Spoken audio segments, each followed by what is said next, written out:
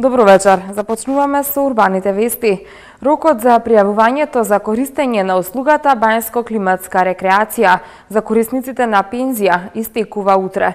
До 12 февруари за услугата поднесени се 18.165 барања.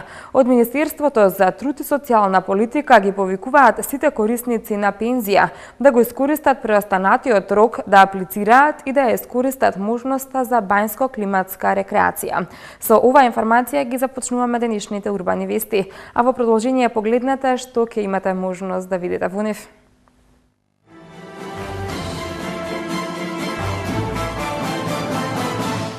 Седма седница на координативното тело на скопските градоначалници. Започна со реконструкција патот Волково-Орман. Старото кино во Киселавода ќе биде дом на културата.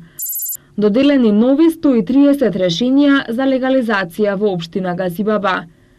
Одбележување на празникот на виното и љубовта на дебармалски средби.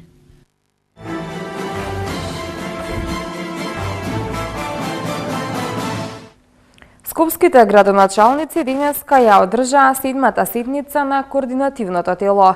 Дневниот ред беше ист како и претходните седници. Данок на имот, иницијатива за измена на законот за даноци, урбана опрема и времени објекти и генерален урбанистички план, каде општините во иднина своите детални планови ќе можат да ги донесуваат по блокови.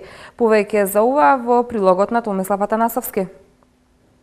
Денеска во кабинетот за состаноци на градоначалникот на град Скопје се одржа нова средба на градоначалниците од 11 скопски општини. Станува збор за седмата седница на координативното тело на градоначалниците од Скопје со градоначалникот на град Скопје Коце Трајановски. Главна тема на состанокот, како и по обичај, беше процесот на собирање на данок за имот за 2013 година, а воедно и за подготовките за делење на решенија за данок на имот за 2014 година. Освен за процесот за собирање на данок за имот, на седницата се дискутираше за поставувањето на урбаната опрема за изготвување единствена програма за урбана опрема за подрачјето на градот Скопје, како и за генералниот урбанистички план на Скопје. Општините во градот Скопје во иднина при изготвувањето на своите детални урбанистички планови ќе можат истите да ги донесат по блокови. Точките на дневен ред се стандардни точки кои што постојано ги дискутираме, а кои се во надлежност на градот Скопје и на општините во градот Скопје и за кои што треба да се координираме во рамките на нашите надлежности, а тоа е околу данокот на имот, околу поставувањето на времени објекти и урбана опрема, донесувањето на програмите, нивното согласување со општините и со градот Скопје, околу генералниот урбанистички план во смисол на неговата реализација, донесувањето на регулацијските планови за четврти, за кој што се надеваме дека тоа ќе биде донесено во рокот следно 15 до 20 дена. Имено имаме околу повеќе од 20 на регулацијски планови веќе изготвени од градот Скопје.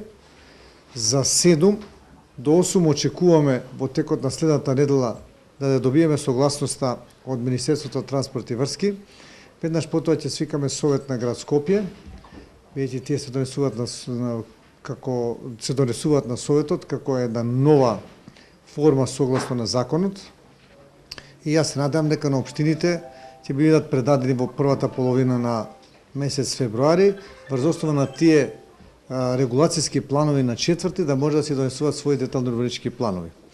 Овие планови за четврти се значени бидејќи со донесувањето нови регулацијски планови четвртите се делат на помали делови, на блокови, така да општините ќе прават детални урбанистички планови за блокови, тоа е за деловите од четврт, така да нема се веќе да прават детални урбанистички планови за големите четврти кои што некојаш имат и по 200 до 300 хектари, туку може ќе бидат тие поделени на помали блокови кои што може да бидат до 10, 20, евентуално 30 хектари.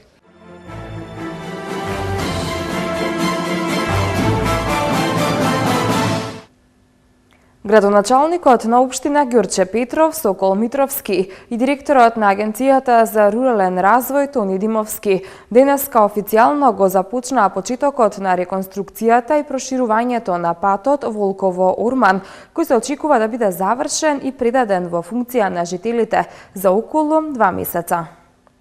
Во населеното место Волково денеска започна првата фаза од реконструкцијата на локалниот пат Волково-Орман. За проектот се обезбедени 15 милиони 800 илјади денари од Агенцијата за рурален развој и 7 милиони 200 илјади денари од буџетот на општина Ѓорче Петров. Улицата ќе биде широка 7 метри и долга 1560 метри. Ќе бидат изградени и тротоари со бекатон плочки во широчина од 1,5 метар, а ќе биде поставено и улично осветлување. Како што нагласи градоначалникот на општина Ѓорче Петров, Сокол Митровски, пешачките патеки ќе бидат од особено значење за безбедноста на децата, кои секојдневно ја посетуваат наставата во основното училиште Јоаким Крчовски и се движат по опасниот коловоз. Општината Ѓорче Петров доби финансиски средства за надминување или решавање на еден круцијален и долгогодишен проблем на граѓаните од овие населени места, тоа е селото Орман и селото Волково. Меѓутоа најповеќе ќе го решат проблемот учениците од училиштето Јоаким Крчовски, кои во минатото навистина има несоодветни услови, небезбедни услови за доаѓање во тоа основно училиште од селото Волково и од самото село Орман. Општината вложува во подземната инфраструктура, тоа е во канализацијата, затоа што овој потек воопшто нема канализациона мрежа, има септички јами, а и самото училиште е на септичка јама, така да ова е последното училиште кое го вклучуваме во општината Ѓорче Петров на канализационата мрежа која изградивме во изминатите години во должина негде повеќе од 70 километри. Директорот на Агенцијата за рурален развој Тони Димовски нагласи дека станува збор за проект од програмата за рурален развој од 2013 година. При тоа додавајќи дека општина Ѓорче Петров е редовен корисник на средствата од оваа програма. Треба да потенцираме дека станува збор за проект од програмата за рурален развој од 2013 година. Владата е финансиер на оваа инвестиција и согласно пресметките вредноста на овој проект изнесува 15 милиони денари, 800 илјади денари. Ова е еден почеток на само една од инвестициите во оваа општина и се надеваме дека набрзо исто овој проект ќе биде реализиран и ќе биде ставен во употреба во функција на жителите од овој крај. Општина Ѓорче Петров е редовен корисник на средства од оваа програма и не се сомневам дека исто така оваа инвестиција ќе биде реализирана на време и ќе биде ставена во употреба. Жителите на Волково и Орман се задоволни што конечно тесниот коловоз ќе се прошири и што нивните деца и внуци безбедно ќе може да се движат по новите пешачки патеки. Велат долго чекале на еден ваков проект за реконструкција на улиците. Јас сум понов жител на 10 на години тука, на самото и покрај мене поминува патот, кој се проширува и често доаѓаше до децата нема кај да поминуваат. Немаше тротоар, беше ниско, така тесно патчето и сега со проширувањето ќе добија многу, али има едни мали замерки примедби што, например, јас сум до самото на куќата, до самото тротоар поминува, нема влез од кај. Мислам тоа ќе се коригира и ќе биде добро за сите. Колку да имаме пристапен влез 3 метра, да само тој пат сум јас иначе. Ова е најубав крај, може да се каже, со чист струите на ветер што доаѓаат од северниот дел, најчисто место населба, не да го викаме село, е населба на Ѓорче Петров.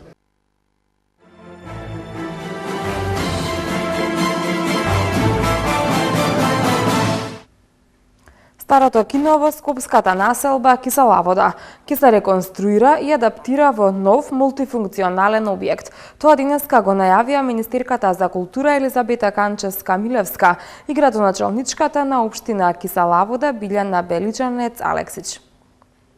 Локалната самоуправа на општина Киселавода смета дека граѓаните ќе добијат дом на културата, кој ќе се користи како театар со 144 седишта.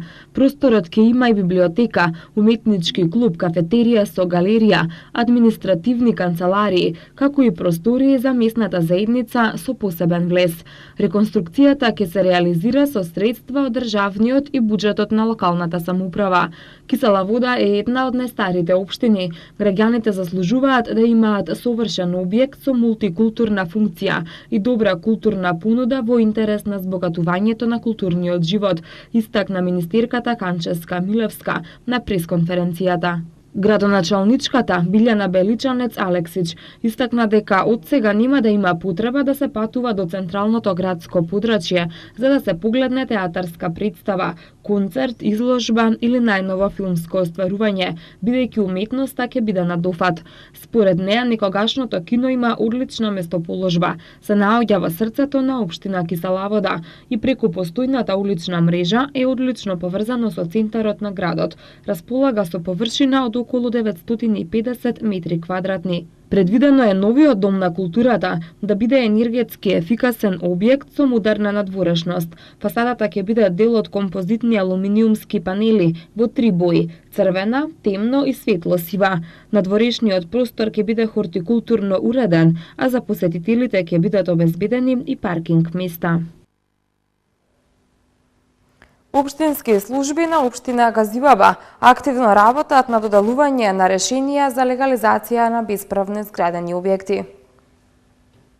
Градоначалникот на општина Газибаба Тони Трајковски додели нови 130 решенија за утврдување на правен статус на бесправно изградени објекти на физички и правни лица од околу 16.000 барања кои се поднесени на територијата на Газибаба за легализација на бесправно изградени објекти. Во изминатиот период вкупно се доделени околу 2845 решенија. Тимовите за легализација составени се од вработени во општината и дополнително ангажирани волонтери, кои секојдневно се на терен постапувајќи по барањата на граѓаните, информираат од општина Газибаба. Проектот Купи куќа, купи стан доживеа одредени измени и лицата што имаат недвижен имот наменет за домување во иднина ќе може да се пријават за субвенционирани кредити, што ги нуди државата. Измените во законот за субвенционирање станбен кредит веќе се во собраниска процедура. Според нив за Купи куќа, купи стан може да аплицираат и лица што самите или заедно со брачниот другар поседуваат стан или куќа, што ги добиле во наследство, но само ако делот на заедничката собственост не е поголем од половина од тој имот. Кредит ќе може да добијат и тие што поседуваат само една куќа, која ја продаваат за да купат нов поголем стан или куќа, или планираат да ја урнат постојната куќа и на нејзино место да изградат поголема намената за сопствено домување.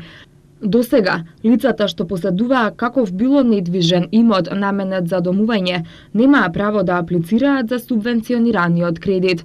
Според Министерството за финансии, кое ги предлага измените, променетите услови ќе имаат ефект и врз буџетот, но во државната каса веќе биле испланирани средства за таа намена. Правилата за користење на субвенционираниот кредит остануваат исти. Има два модели за кои граѓаните може да аплицираат: рата и учество. Државата плаќа 50% од месечната рата за кредит за стан или 75% за кредит за куќа, или пак дава 50% од учеството за купување на стан или 75% од учеството за купување, градење, надградување или доградување на куќа.